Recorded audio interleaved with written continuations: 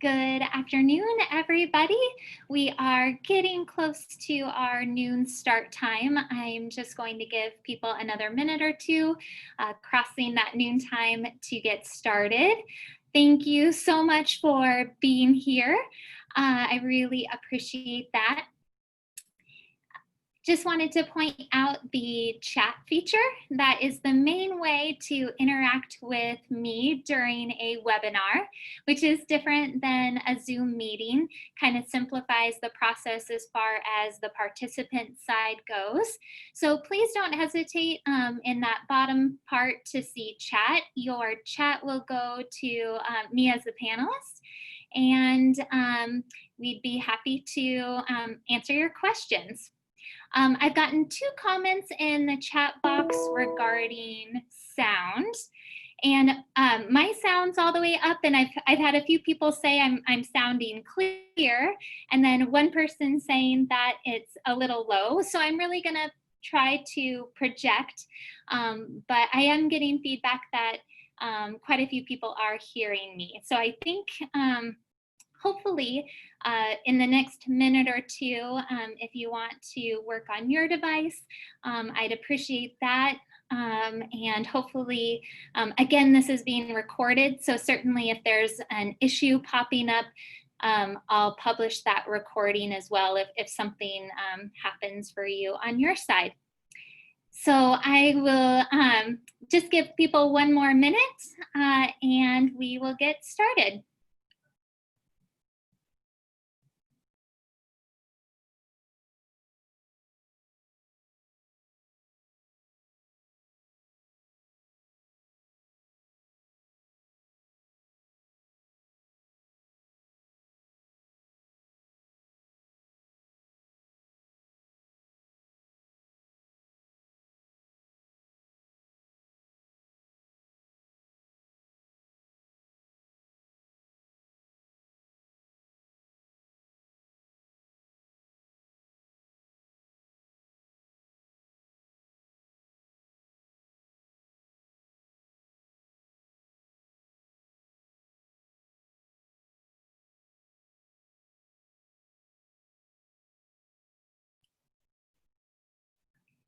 Okay, it is 12:01, and since we're recording this, and I will certainly be posting this presentation, the PowerPoint I'm going to share, as well as the recording on the Mirror Lake website. I'm just going to jump in and get started.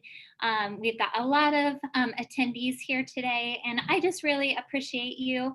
I should introduce myself first, but I'm Allie Cecil, and I'm the principal of Mirror Lake.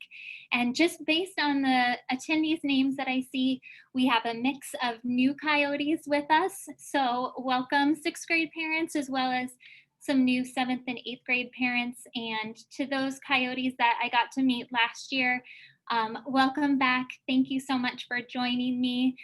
This is my 2nd year as the principal of Mirror Lake, and I am certainly proud of our school, of my staff, of the kids who work really hard day in, day out as coyotes, and certainly you as parents in our community. I just think that I'm just so lucky and really blessed to work here at Mirror Lake and lead this school.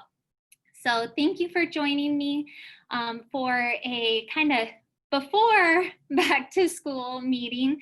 And the first thing I want to do is just introduce the group to Zoom webinars, because it is a little different than a Zoom meeting. A Zoom webinar is really focused on presenting information from a person. It really simplifies that we don't have videos for all of the attendees on, as well as it just limits the miking and unmiking so that it's kind of a streamlined process, especially when I really wanted to open up these meetings to the entire school community. So upwards of having a couple hundred participants at a time, Zoom webinar was really the way to go. But at the same time, I do want to hear from you. I do have a printout of some questions that had already been submitted through the Google form that I emailed out, and I will be sure to answer those questions really throughout the presentation, but also at the end, the question and answer session. And that brings me to questions that you might have. Certainly throughout the presentation, it might trigger a new question or a new wondering. And please go ahead and send those via chat to me. I'm going to be documenting those, answering the questions that I already know the answer to. And then it also gives me good feedback for maybe information to share with the larger school population and team. So I'll certainly be following up with questions and answers that I don't have all the information for yet. I did just want to give a reminder that I can see who's attending, but that's private, and that's one of the best reasons and a great way for me to be able to record this webinar and be able to share it out, you know, with having everyone have their privacy as well. Okay, so let's just kind of jump into what today is about. I've got 4 main goals. The first one is really to provide some additional information or help solidify information that I've either emailed out or that I tried to describe in my first welcome video. I want to dive a little bit deeper into the learning options and the models that ASD has for this fall, specifically spending quite a bit of time on the 2 options through Mirror Lake, the Mirror Lake at school and the Mirror Lake at home virtual option. I also want to provide some additional resources for great information, how to navigate our school district website to find information and bookmark that, as well as our Mirror Lake webpage and where to find some really good stuff there. And then, of course, like I mentioned, I want to answer your questions. I want to give you information back as a family so that you can start planning and just really digesting and thinking about what this school year brings. So we'll kind of close with that. And then again, like I said, I'm sure there are questions that maybe I don't have the answers to yet, and I will certainly be following up with that information as well. So really, the first part of school start is just making sure that we all have our calendars aligned to Thursday, August 20th. That is when school is starting for ASD, and our main focus, especially at the start of the year, through any of the communication that I'm sending out even before that, to the first week and a half, 2 weeks of school, is for us to build relationships. It's for us to build routines and making sure that all of our families have the resources that they need to make school a success, whether that means what you need for being at home, since we are unfortunately in that high risk category, but also making sure that you have what you need when you're here at school.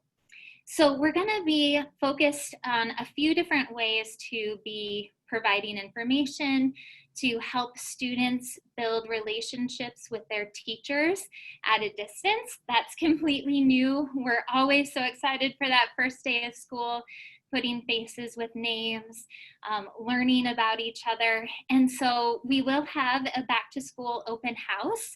I anticipate that happening the same week that school starts. It will be virtual, so it won't be here on site. We're also going to be scheduling individual family meetings. We hope that some of those can be in person, depending on the municipality and district safety guidelines. But those also might be via Zoom, depending on your family schedule as well. And then the last part of that is that each class will certainly have a welcome session where the syllabus, where the teacher introduces themselves, provides information on the content that students will be learning during the quarter will be presented. So we're really trying to build the relationships, set our routines, and provide resources right when school starts. And that includes device distribution.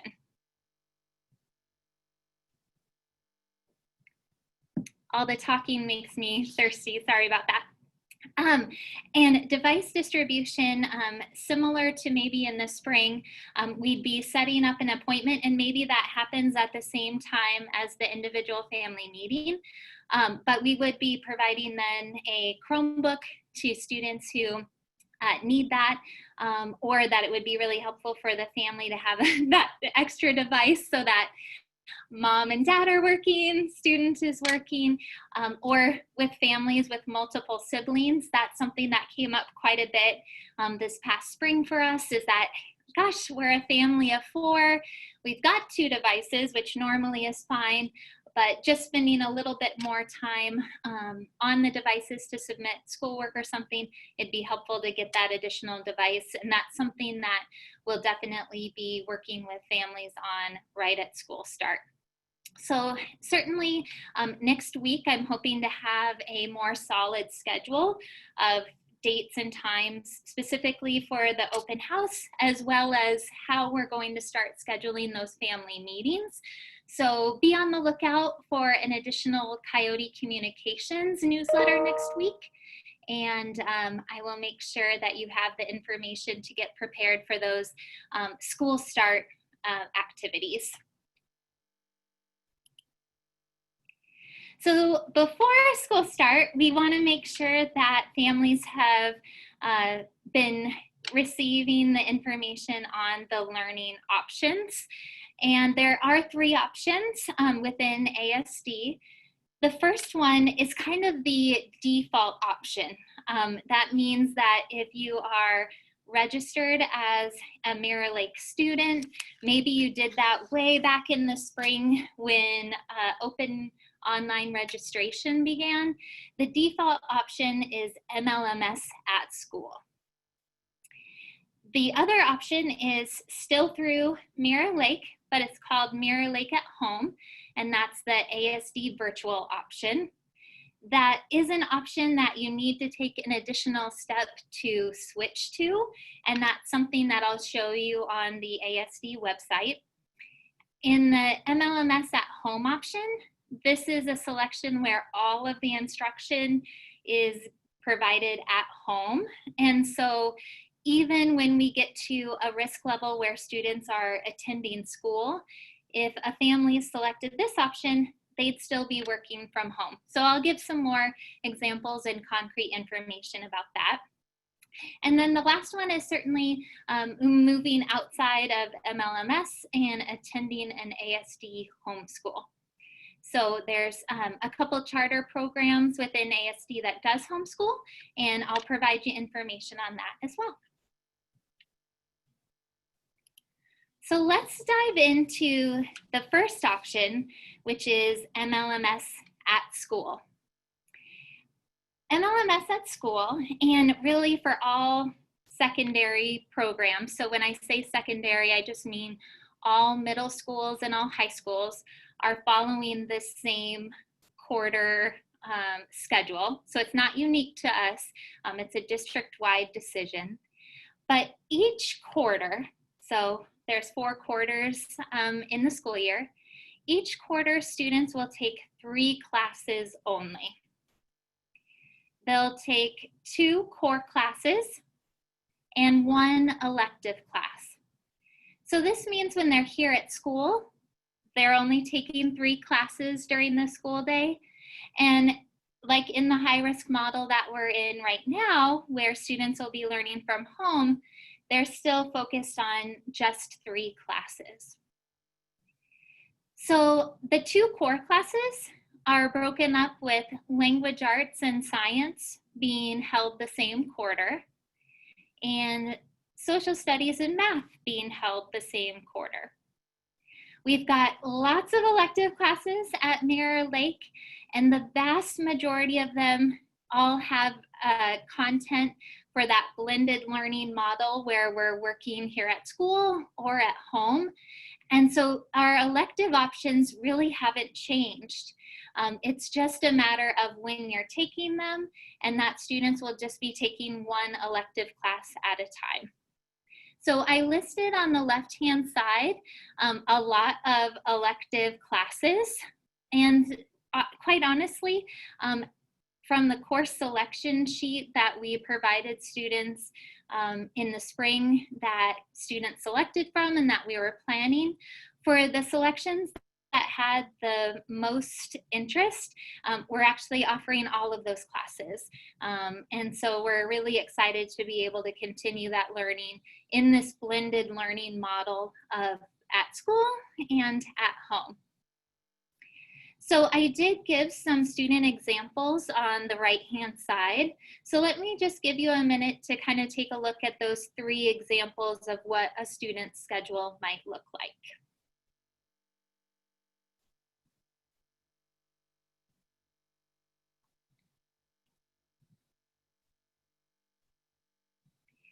So in the first example, this is a very typical, student. They're not a language student, but they are interested in taking quite a few electives. And so quarter 1, the student happens to be focusing on language arts and science. They also have PE as their elective. Quarter 2, back to that social studies and math being that combo for the core classes, and they're taking applied tech. And then you see third and then fourth quarter, they've got the music class jumping on there. If you're kind of doing your math in your head, you're like, gosh, like I thought language arts and math, those are year-long classes. How does this work kind of mathematically with making sure that they receive the whole year's content? And you've probably noticed that if you take a school day and only take 3 classes, you've got a lot of time that you're really focused and applying yourself to just those 3 content areas. So instead of having it each quarter, you've got a longer block of time within a single quarter to get the work done. So that's how kind of that quarter system that the district has developed is working in a blocked schedule. It really narrows the focus for our students and for our parents, just as far as tracking teacher expectations, looking at maybe what a Zoom schedule is, or interacting with the teacher online. It also really helps the student just narrow their focus content-wise and really hone in on those skills, tracking their grades and assignments. And that's one of the largest pieces of feedback that we received in the spring when families were working from home, is that, you know what, we can really handle 3 classes, but 7 classes, we just have to make our priorities. And so really the district, by kind of narrowing our focus, really took away that guesswork for us and for you at home, and that we are just focusing on 3 classes, whether we're doing it face-to-face or whether we're doing that virtually. A little note that schedules, they should be viewable by August 14th. The district is hoping that the vast majority of our families will have registered online by August 5th. And so that gives us a little over a week to finalize our schedule, plug all of our students into those classes so that families can see a student's schedule the week before school starts.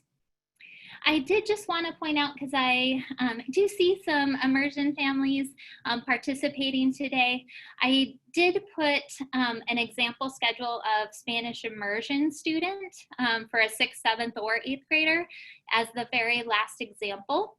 Our goal for immersion students is to have Spanish every day throughout the entire school year. And so they would have their Spanish immersion social studies one quarter, their elective the other, and vice versa there. So this is really what a student's schedule looks like when they are in the MLMS at school category. Speaking further just a little bit about what that school day looks like when we are back to face-to-face learning is we're really focused, of course, as Dr. Bishop has communicated, on student and staff safety. And just looking at serving lunches, looking at passing, looking at, really having a schedule that's driven both to meet our academic and personal social needs, as well as maintaining smaller groups in the school building. This is completely a draft schedule, but is pretty solid as far as what we would be looking for when we are in the building. Is the school day is from 8:45 to 2:15, and sports and activities would happen right after school, and they would go till 4 o'clock. So in my first video, I did mention that we are really excited to continue with sports and extracurricular activities after school. And the district is very supportive of that happening too at the middle school level as well as the high school level. And so although there's a slight change with sports in that all sports will be intramural, we're only playing ourselves, I'm still just really excited that we would be supporting having that opportunity for students to stay after school, engage in different activities that excite them, that get their body moving, and have a good time building relationships maybe with other students that they don't get to see throughout the day. So certainly when we move back to the face-to-face version and model of school, we'd be providing lots of communication out about signing up for sports, the different sports seasons, and how to get involved.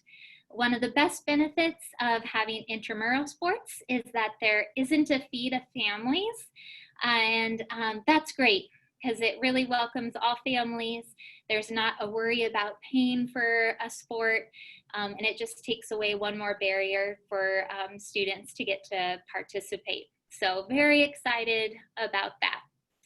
But back to what it looks like during the school day is that we've got those 3 periods.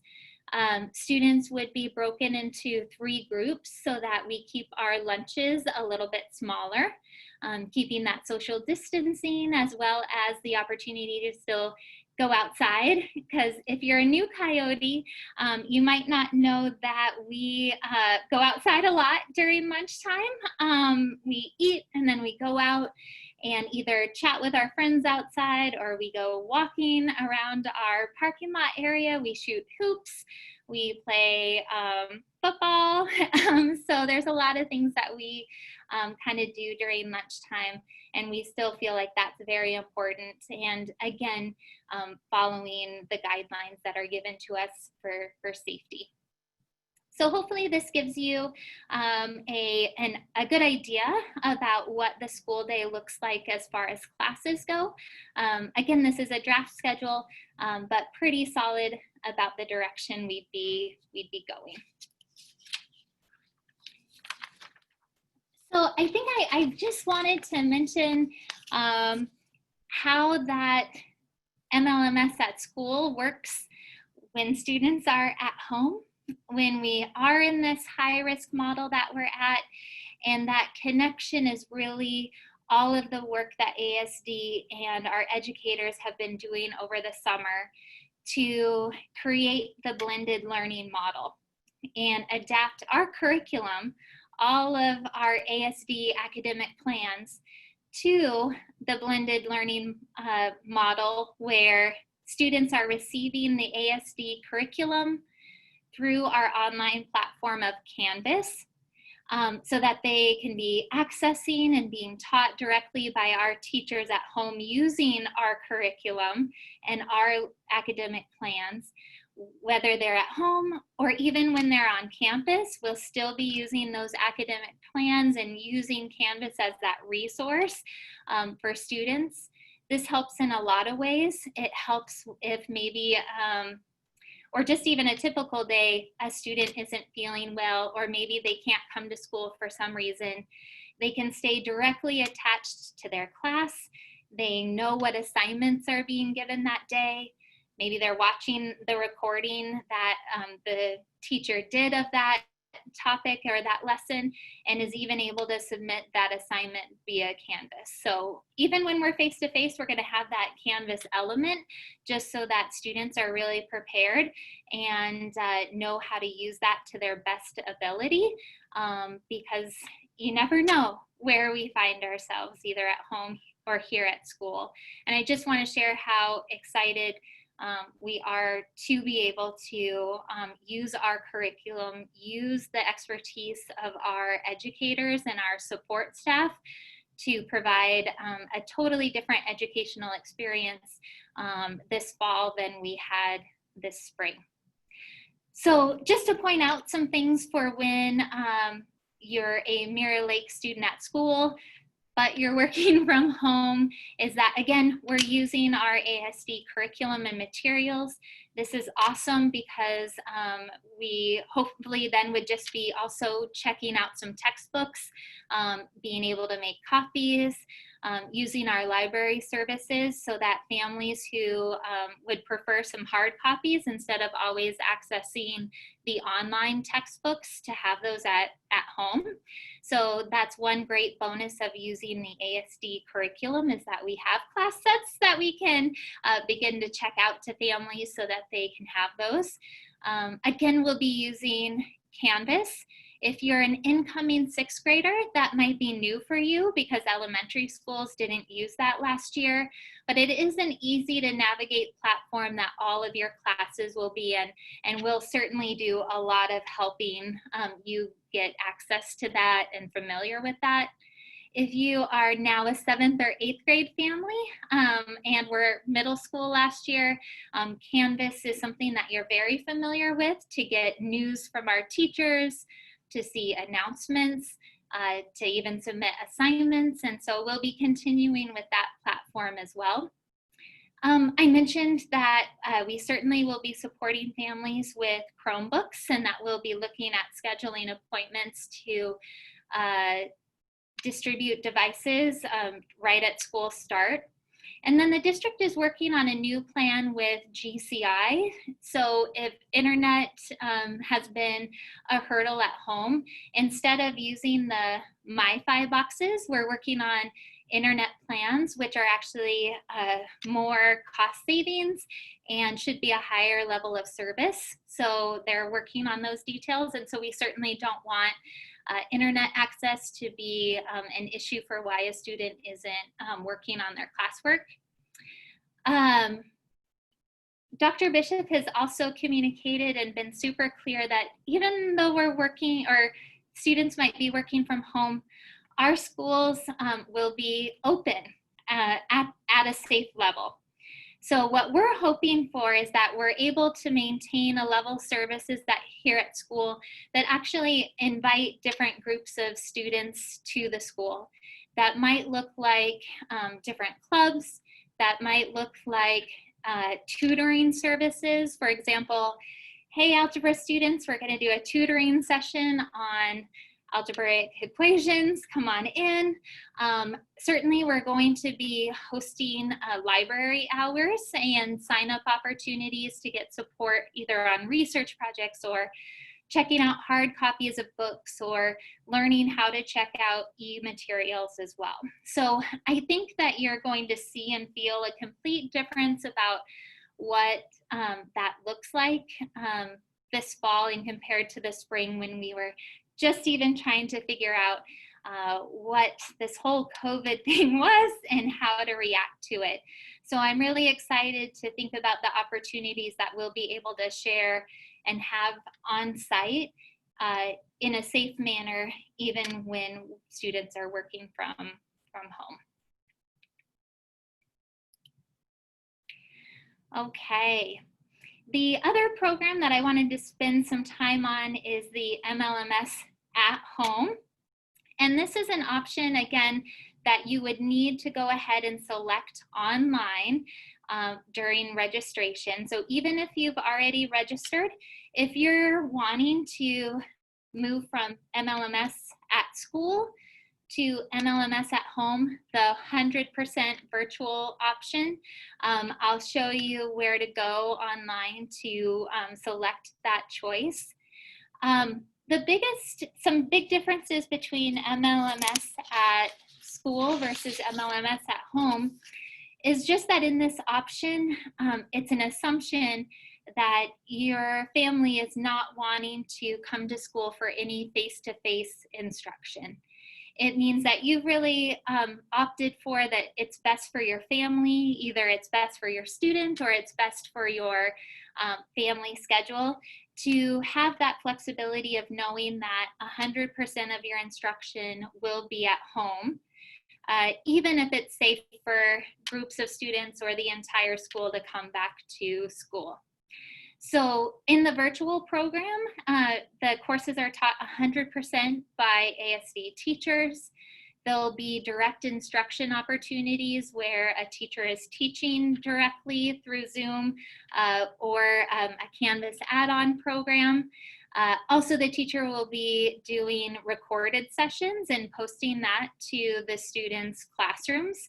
So they'll still have that interaction with an ASD teacher, and they also really can keep their connection to MLMS. You actually would still get all of my Coyote communications to learn about activities happening here at school and programs, library services, kind of the things that I talked about in the previous program. You would receive all of that information so that if one of the support services that we were offering, whether it was a tutoring session or the library, or, oh gosh, I didn't know that volleyball season was coming up.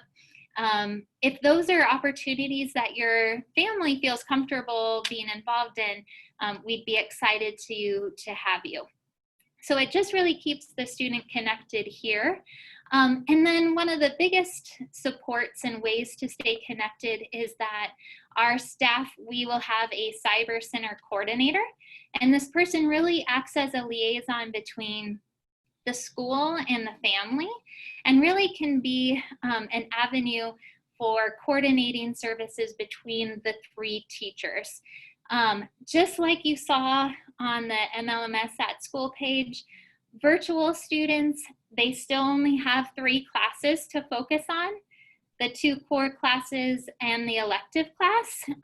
So that also helps keep students in step with their MLMS at School peers, so that if by chance later in the school year you wanted to change to the MLMS at School registration, you can certainly change that enrollment, and it just helps streamline the connections there for that.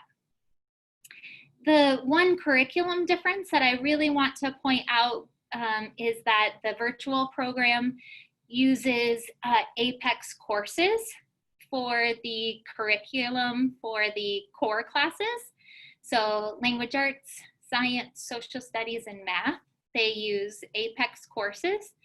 And then for elective options, they use eDynamics. So there are a lot of options for electives in the virtual program, and I'll show you the resource that you can look at the catalog of courses. The same timeline for schedules for virtual students. Again, we're hoping that families designate by August 5th the virtual or the at school program, so that we can plan student schedules and plan teachers to teach the different options.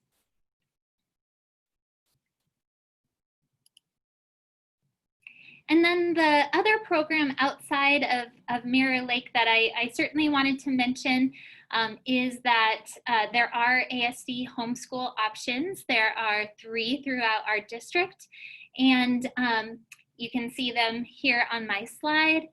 And you would definitely want to reach out if you are wanting more information about that to those individual schools for their enrollment procedures and what makes their program unique.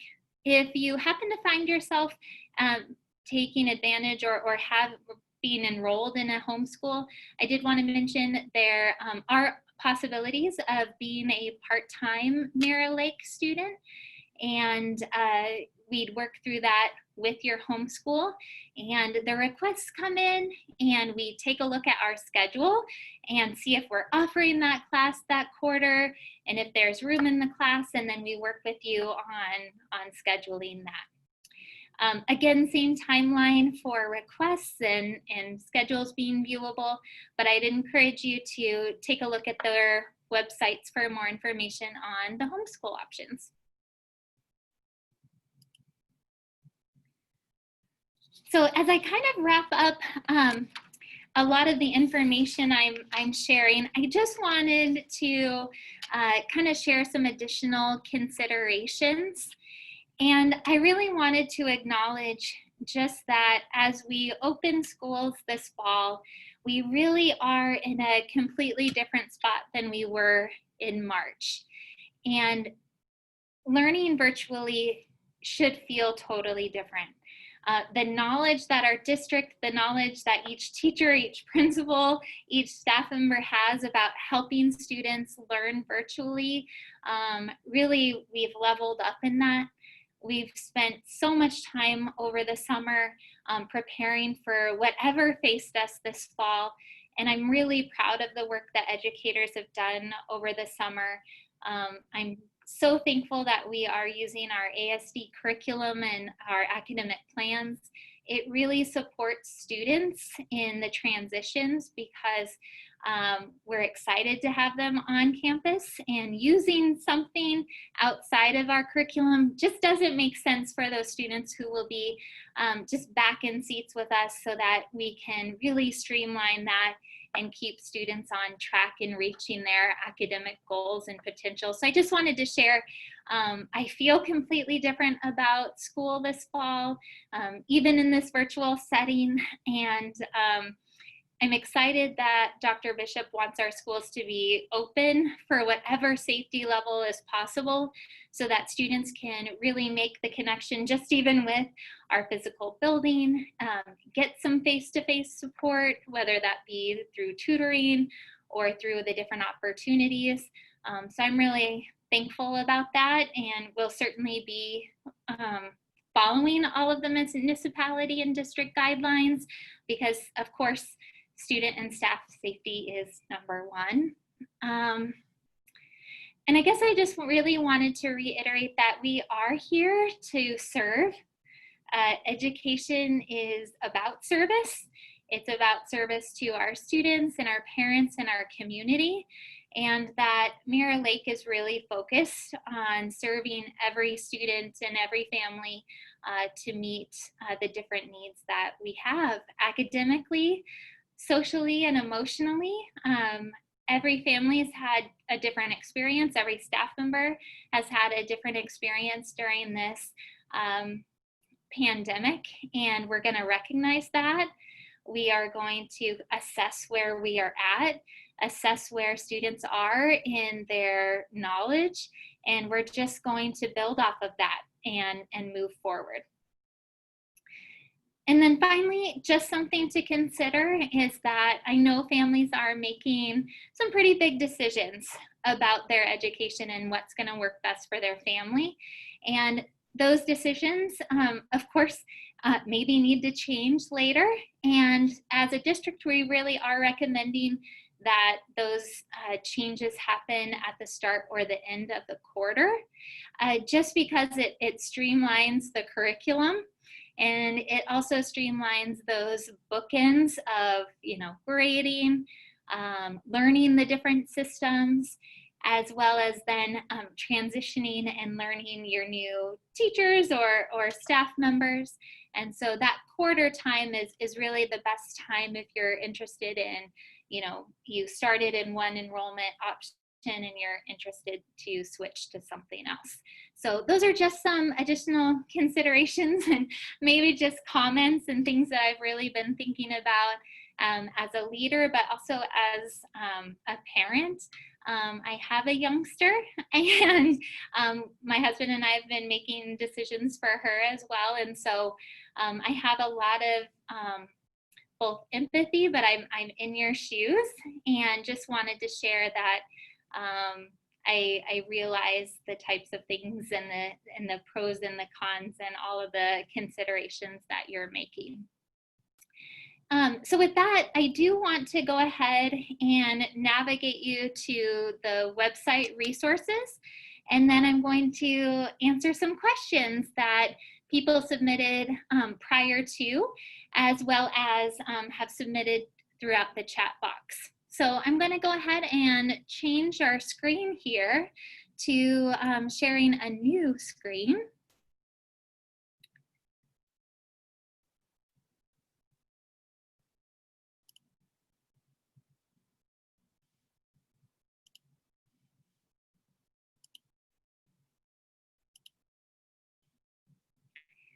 Okay, so I've just gone ahead and navigated to the homepage of the Anchorage School District website.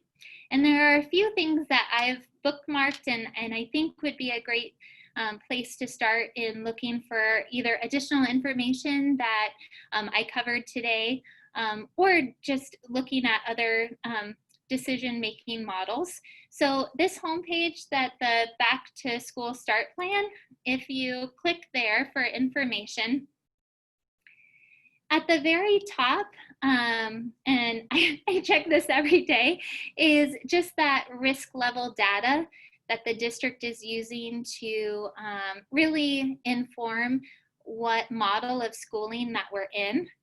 You can see that they have the 14-day rolling average right at the top here. So we're at 49, putting us at that high risk level. And then you see the 7-day rolling average, which kind of gives us that trend of where we're headed. And that's the number we just really need to go down so that we can get that 14-day rolling average number below that threshold to move into that medium risk category. So they have just that data right at the front and center of that page. And then as you scroll down, there are a lot of different places to jump through. So the School Start Guidelines gives us some really good information about how we're starting school and what that looks like. The decision level matrix uses the data in that bright yellow box to tell us what numbers will drive us in different levels. So in that high level, we're needing to get below the 29 cases as a 14-day average to move us into the different categories. So you can see where we need to get to move into different models for that MLMS at school framework. Again, for the MLMS at home, the virtual, you know, this doesn't really impact that because you're selecting 100% at home education, but it does impact maybe the additional services you were going to be accessing through school based on your comfortability, and it certainly impacts access to sports and things like that. So that's a great link to familiarize yourself with. There's information about what we would do about cases, the safety protocols that are going to be in place at school. And so these ones are kind of high level links.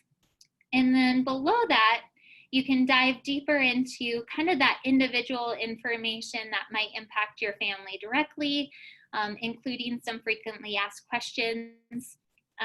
We talked about ASD in school, and just because we're coyotes here at Mirror Lake, I call it Mirror Lake in school.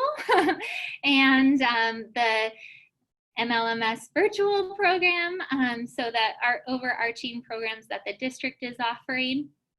So if I click, I'll just pick the virtual program. It gives the description of the program at the top of the page, how it stays connected to the neighborhood school of choice, some comments about the courses and the guidelines that it meets. this is where I was mentioning you can look at what virtual courses are offered. There's the elementary, but you'll want to learn about secondary curriculum. And then how to actually change your enrollment to the MLMS virtual if you're interested to. You would just want to click the sign up directions, and it shows you how through online registration to change from MLMS at school to MLMS at home.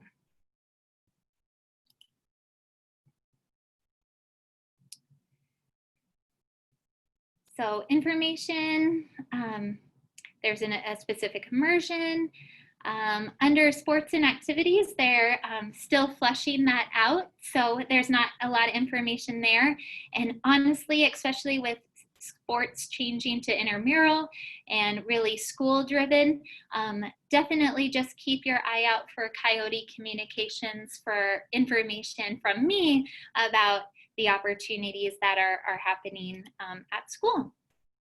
So I just wanted to, again, navigate through the ASD website a little bit, showing you where some really robust resources are for district planning. And then the other website I wanted to show you is our Mirror Lake webpage.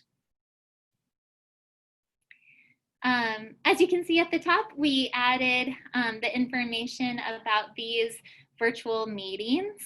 And then I've mentioned that Coyote Communications is the main way to get information from Mirror Lake. I write them at least once every 2 weeks, if not more, and right now a little bit more. But you can always click on Coyote Communications and see all of the different newsletters that I've sent out.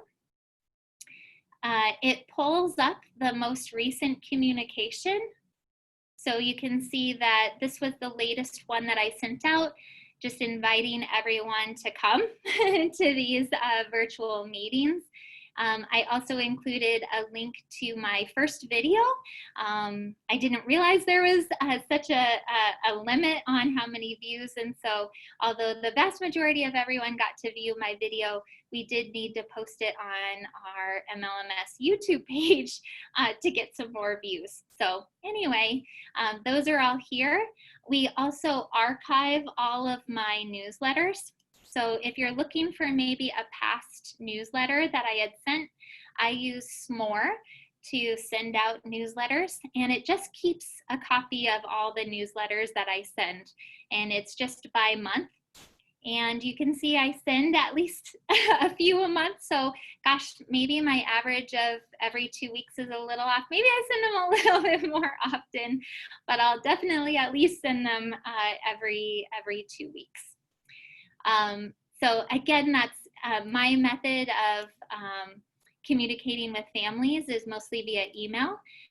Every once in a while, I'll send a text message or a robocall out if it's maybe a deadline to order a yearbook or sign up for something, or a reminder about parent-teacher conferences, something like that. But pretty often, it's really through email. And so please be on the lookout for that. I always call them Coyote Communications. And just that way, it makes it easier for you to know it's through Mirror Lake, as well as if you have multiple children and maybe you're getting some emails from different places, you know it's about Coyote News. Okay.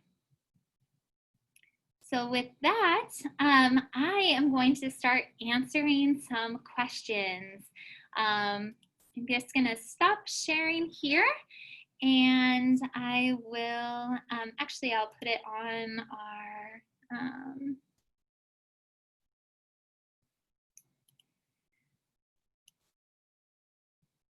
just on our home screen here.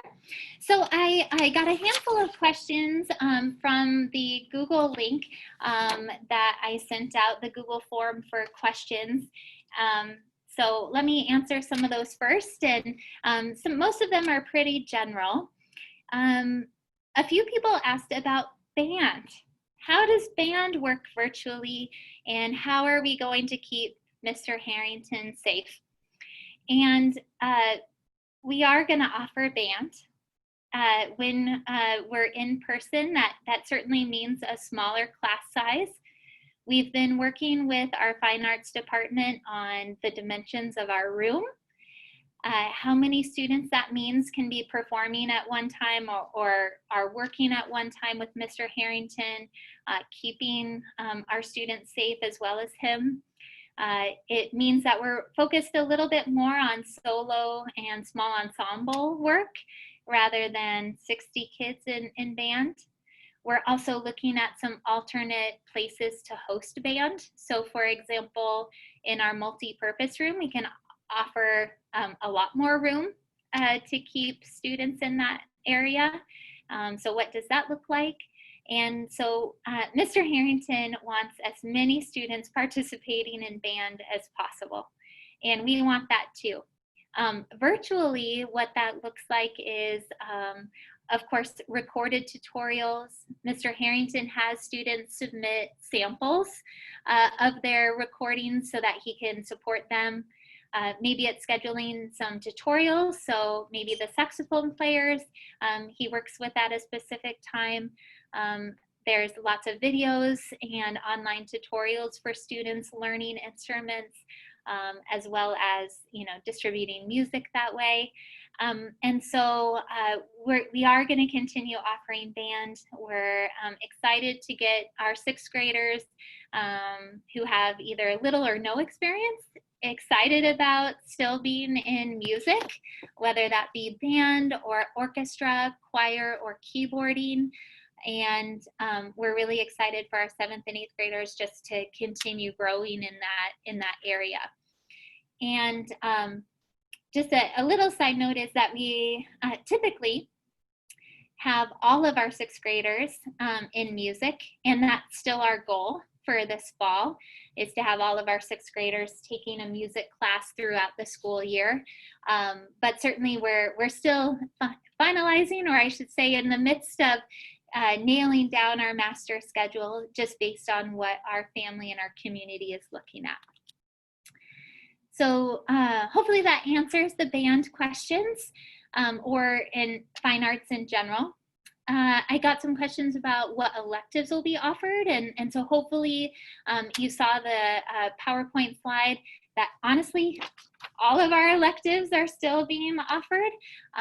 The one that comes to mind that doesn't have online content at this time is debate and law studies, which we always offered 1 or 2 sections of. So really the impact is minor, except that certainly, you know, applied tech, that looks a little different when maybe at home you don't have all the tools or supplies you need. So we'd be looking at shifting some of that to being more computerized content for projects, maybe inviting small groups of students in to be working with Mr. Gillespie in our applied tech lab on projects. It looks like maybe us putting supplies together and getting those out to families for small build projects. So we're certainly moving forward with electives, and we're excited for students to engage in that content when they are at home and when they're here at school. So teachers teach all 3 classes, and so we don't have specifically how many sections of each class we have or what periods, but something like, you know, band, that's all Mr. Harrington teaches, and so that's all he would be teaching the 3 periods a day. So some of that scheduling questions really hasn't been finalized yet, since we're still working on our master schedule, but just know that we are offering all of those opportunities. I got a question about math curriculum and what's going to be used this year and what's going to be used next year. You might have known or heard that Mirror Lake was selected as the pilot school for the new selected Ready Mathematics program, which is a adopted curriculum. The pilot has been put on hold temporarily. And so we'll be using our different materials already. We use Go Math, we use Big Ideas, we use McDougall Patel. So we'll still be using those this fall, maybe transitioning to our new curriculum in the spring as a pilot. But we, as a district, we're still committed currently to moving next year, so the 21-22 school year, to Ready Mathematics. I should mention about instruments. Just like devices, if your student is going to be taking an instrument and will be working on checkout of instruments and availability, so you'd want to stay tuned to that, just like we're doing device distribution. And that brings me to a good question about school supplies. We actually need to revisit, and I have that highlighted. That's not something that came to my mind immediately about what students will need immediately for school supplies. And so I've got that highlighted on my list, and I'll certainly reach back out to families about what types of supplies you'll want to make sure that you have for that. There are also a few questions just about, well, what does a student's schedule look like when they're at home? This is something that expectations-wise, schedule-wise, we're still finalizing and working on. We certainly won't be requiring students to attend classes at a specific time every single day. We will be having a schedule of classes. Again, we'll be offering live teaching, we'll be recording opportunities too. And so specifically, since we are in that high risk category right now, we will get some further guidance to you as soon as possible about what those routines and what that schedule looks like, and the expectations to attend Zoom office hours or things like that. So we'll get back to you on that. We don't have yearbooks in yet, so I'm sorry those of you who've paid for a yearbook, we still don't have them. But we will get them to you as soon as we do. Let's see. Hopefully I answered the question about the school day in person, but I got a great question about, hey, is there any thought about shifting the school day, especially if we're in an at-home learning session, to offering opportunities outside of the school day? And that's a great suggestion and a great thing that we would love to meet. It was interesting to listen at the school board meeting about when students were typically working on their work. And although a lot of that was some high school information, it was interesting to think about. And so we'll certainly want to be tailoring our opportunities to what works for families at home. But that's also some contractual things and some things that are needing to be problem solved. So thank you for those suggestions. And then finally, some last ones here, and then I'm going to jump into the chat box and see questions that you've been posting, is just how or when do students get their schedule, and how do we know what they signed up for or placed in?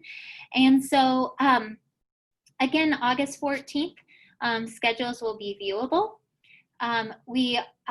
In the past spring, so February and March, so right before we started distance learning, that's when a lot of placement recommendations are made, with them being adjusted later on if need be. So we are placing students using that teacher recommendation and the data points that we had available in the spring. We're going to default to that. We're also going to be doing some assessments called iReady in the first part of school to ensure that we're in close alignment with where the student should be placed.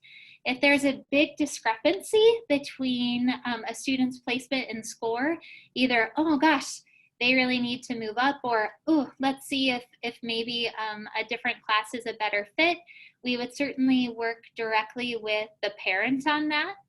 If you see your student's schedule on August 14th and you are unsure about why they were placed in a class, you are more than welcome, and I encourage you to reach out firstly to our school counselors.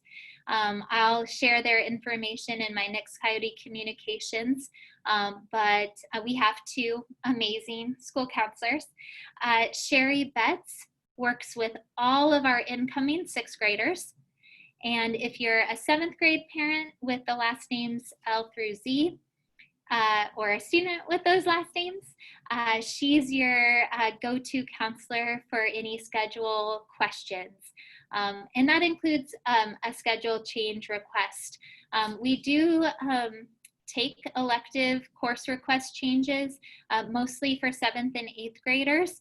And those changes will certainly be made if spots are available.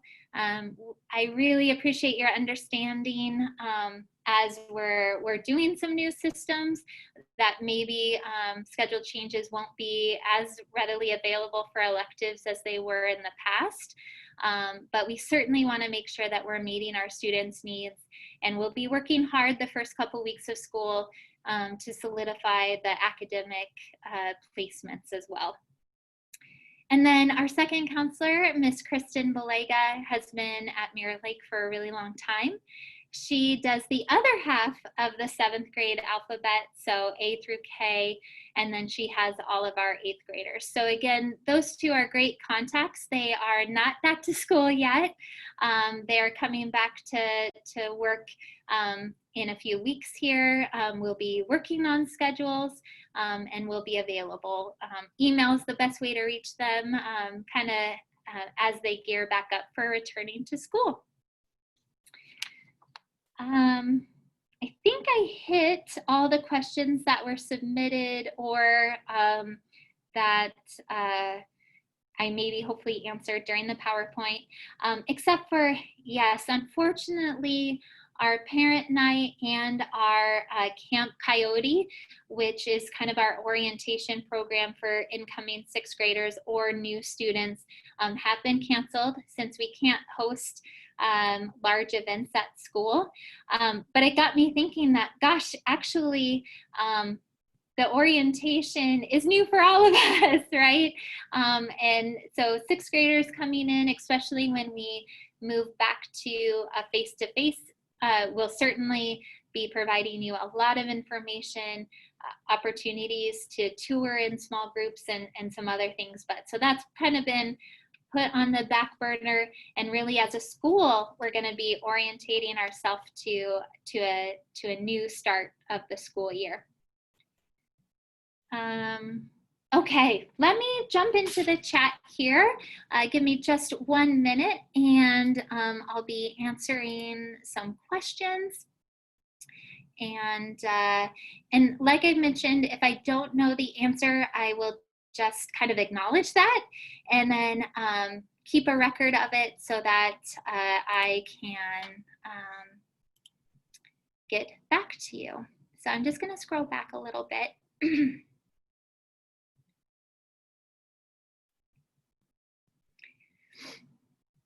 And if I answered the question during the presentation, I might just give a quick shout out again of the answer. So I hope you don't mind me being repetitive.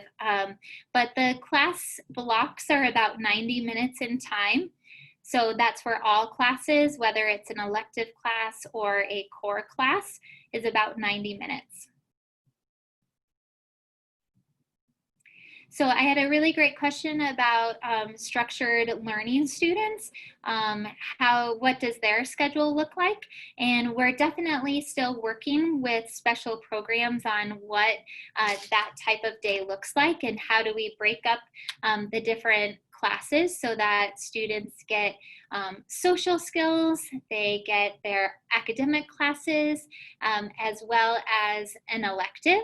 And so a structured learning student schedule might look a little different than the general education schedules just as a school-wide, but we would definitely be prioritizing checking in at the start, transitioning as groups to different periods, as well as to elective classes. And our structured learning students are in many different elective classes. And so it's really some individualized work on that. So great questions. Thank you. I did kind of allude to the sixth grade question about having music, and that's just one of our foundations at Mirror Lake is promoting and also giving opportunities for students to have fine arts, that foundation. And for all of our sixth graders, we really value them choosing a music option and enjoying it as a sixth grader and building on that in seventh and eighth grade, or taking what they learned and applying it to other electives or other classes. And so our goal again will be for all sixth graders to have at least a quarter of a music class, hopefully the one that they selected. Those selections, it was a Google form that got emailed out to sixth grade families. And if you are new to us, like if you didn't go through course selection, or maybe you weren't track transferred to us as a sixth grader prior, so maybe we don't have your preference, our counselors will be reaching out to our families and asking what those preferences are.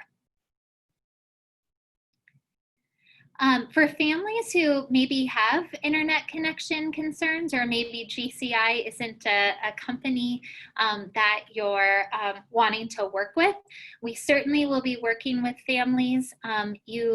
There's a great direct parent helpline that you can actually already start to ask questions to. The number is just 742-HELP.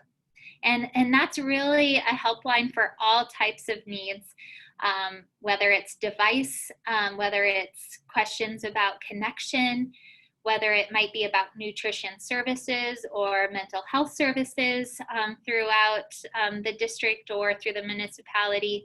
It's a great number just to have, so as a quick resource.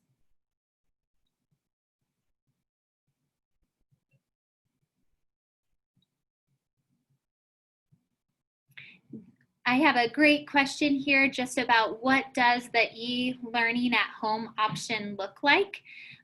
There will be direct instruction that the teacher offers. I haven't seen, and again, kind of like we're working through what the high risk model looks like. I haven't seen that it's going to be, 8 to 9:30 is for math. So that detail we're needing to work out with the virtual program. They hired a new director of that 2 weeks ago. And so as soon as we get maybe what the daily schedule would look like, my understanding it's supposed to be more asynchronous. That buzzword that I had never heard before, that we use now all the time, where even if a student isn't able to attend the live session, that it would be then recorded so that the student and family can access it, and then set up an individual time for one-on-one support from the teacher with questions. So that's a good question, and that's certainly on my list that I will follow up with hopefully next week when we get information on that.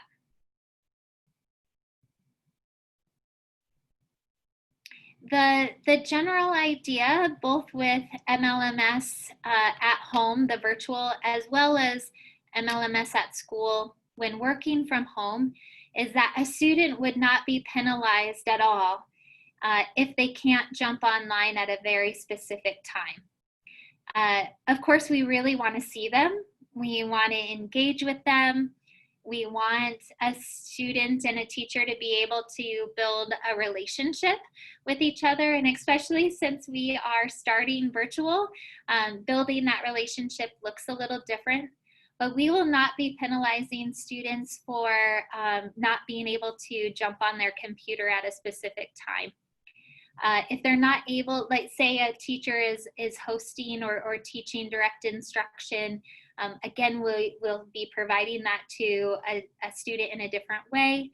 either via recording, or maybe a student is really struggling with a specific attribute or a specific type of problem.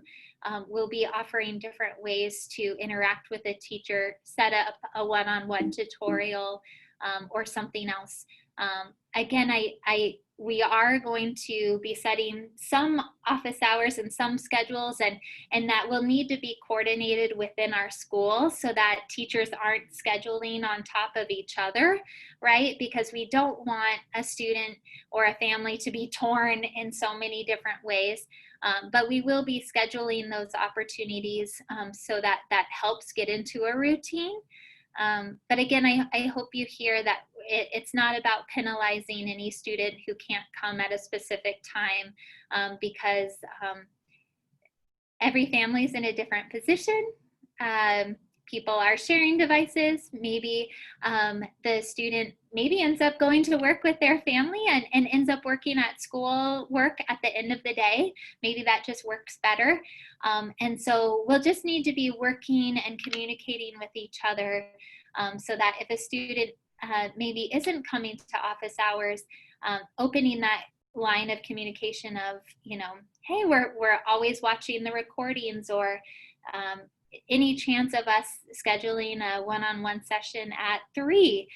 Just those things will be really important, and is something that our teachers and our counselors will be helping with in communicating with families, especially at that school kickoff meeting.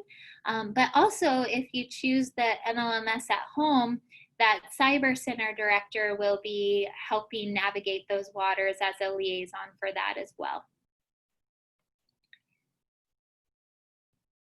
So flexibility will be key.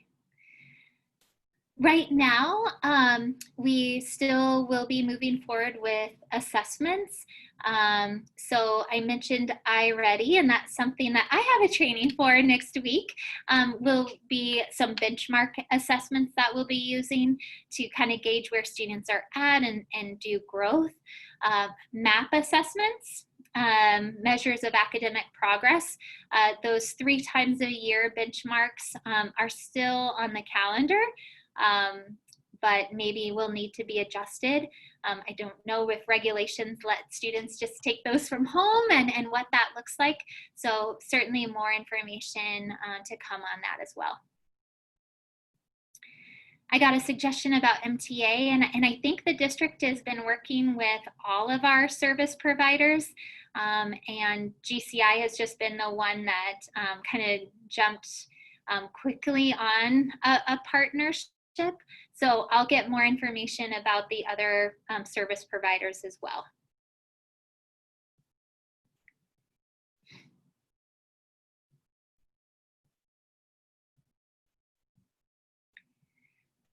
Just one more shout out to our counseling team.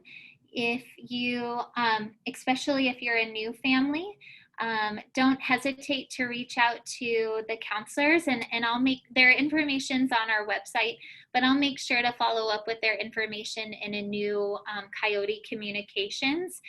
They'll be helping you either submit requests for electives, or if you maybe selected for something and now that interest, especially if it's a music class, has dropped off. Maybe you're a 6th grader who selected band, but now you've actually decided the violin is where your heart is at. They'll work with you on changing elective classes.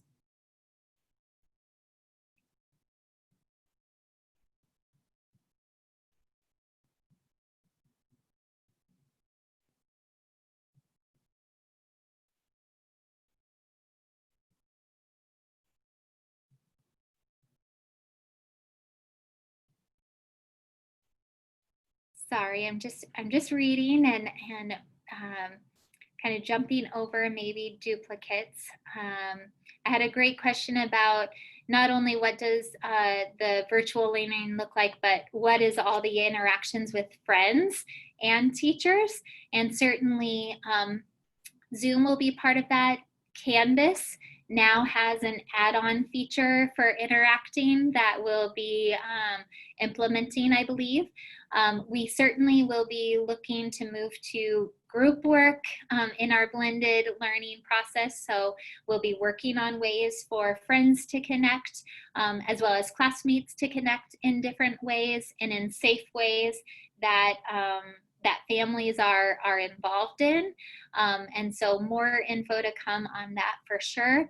I'll make sure that we're working on our supply list and adjusting that. As far as the lockers go, for face-to-face, we were kind of planning on moving away from lockers for this school year as a means to support our students in social distancing. With just 3 classes, there's not as much of a need to have so many supplies here at school. And so I'll certainly keep you posted on anything like that. I have a great question about buses, and I don't have a lot of information on that, so I'll certainly look at that. PE will look a little different when we're here face-to-face or what you do virtually. Virtually, oftentimes the online classes are really focused on lifetime fitness, getting students active, seeing about tracking steps, or just seeing, hey, can you get 30 minutes a day of playing with your family, of maybe going out and shooting hoops or taking your dog for a walk. There's some nutrition components. So we really look at our PE curriculum, trying to get students involved in different activities, trying new things, and just being healthy individuals. So that'll be the same virtually as here at school. And at the school option, it'll look a little different, especially if we are not using our locker rooms. If maybe it's just, hey, bring your shoes. Also, though, we're excited to continue being outside as much as we can, and that's just a Coyote staple. We have amazing facilities here at Mirror Lake for cross-country skiing and otherwise, and so we'll definitely still try to use all of the facilities that we have and still meet those safety guidelines. So we still are going to be active, and we're going to follow the guidelines that we have, and that also means that maybe some activities that we typically do we won't, and we'll just kind of morph those into the other activities that have deemed a little bit more safe for this time. And just to reiterate, I hate to cancel Camp Coyote, but we just are not able to host large groups of students or parents. So it is canceled for this year. Certainly when that high risk drops into medium risk or low risk, we definitely will be working with our new students on welcoming them to the building, giving great tours, making sure that they're familiar with where to head. It's a little easier with a 3-period day. You just have to know where 3 periods and the bathrooms and the NPR are. So a little different than orientating a student to 7 classes. So we've got that on our side for that. We will still be having student government. If you were a Coyote with us last year, that was just an awesome burst of school spirit that we started again last year, which was awesome. And we will be having student government here this year. Let's see, I think I missed one question up here. I'm going to look for that. If you've got any more questions, please feel free to post it in the chat. The Google Doc that I sent out is still live. So if you leave this meeting today and you didn't get a question answered, maybe I missed it, or it came to mind later, please feel free to submit it using that Google Doc, or of course you can always call and email me.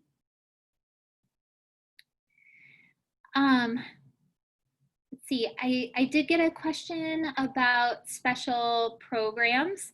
If you choose a virtual school, how does Spanish immersion work virtually? And currently we're still being updated about what Spanish immersion virtually looks like, or if the school district has a curriculum that they can use virtually. My recommendation right now today, since they haven't solved that, is really to sign your student up for the MLMS at school version, since we're all virtual right now, and it looks like we will be for a substantial amount of time. That just keeps the connection there. And certainly if we learn exactly, what the virtual 100% virtual Spanish immersion program looks like, or what the district has put together for that, you could certainly change your enrollment decision there. But that would be my recommendation today, while the district is still figuring out what immersion would look like virtually. At the same time, we'll be working on that for the next couple weeks, and I'll certainly keep immersion families posted on that. If you choose a homeschool with ASD, so like family partnership, and want our student to attend a core class, how do you do that? And if you do that, you would want to work with your homeschool program to complete a part-time enrollment form. The part-time enrollment form submits a request to me about being at MLMS for a class, and that's where I look at our schedule, see if we're offering that class, and seeing if there's room in that class, and then I would work with you on scheduling that class.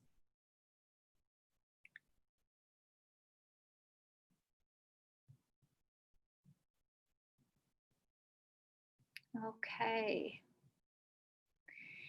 I got one last question that just popped in about how long would an average online school day take in the in-school option? And that is an awesome question. I'm going to write that down just because actually I've got a meeting later today on scaffolding that and looking at the curriculum that's been built and working with the working groups. So thank you so much for that question, and I'll make sure that that gets answered along with what does that look like, and all the flexibility components that go along with working at home. So thank you for that question, and I will make sure that I answer that right alongside what the expectations from the student side, from the family side, looks like when working from home. Okay, it is 1:21. I'm just 8 minutes shy of how long I scheduled this for.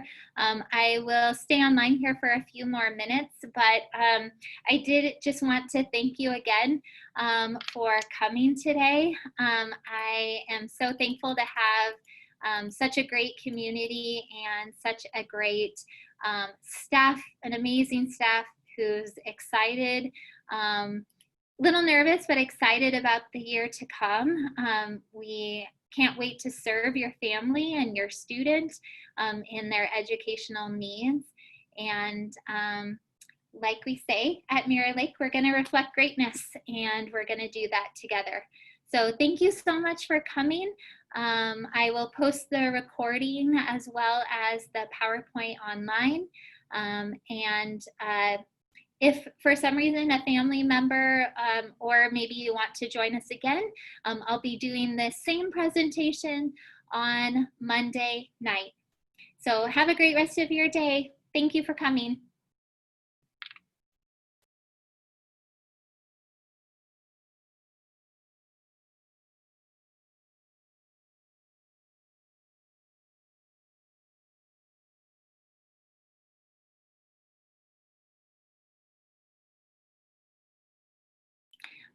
I'm just going to jump on and answer a question that came through on the chat.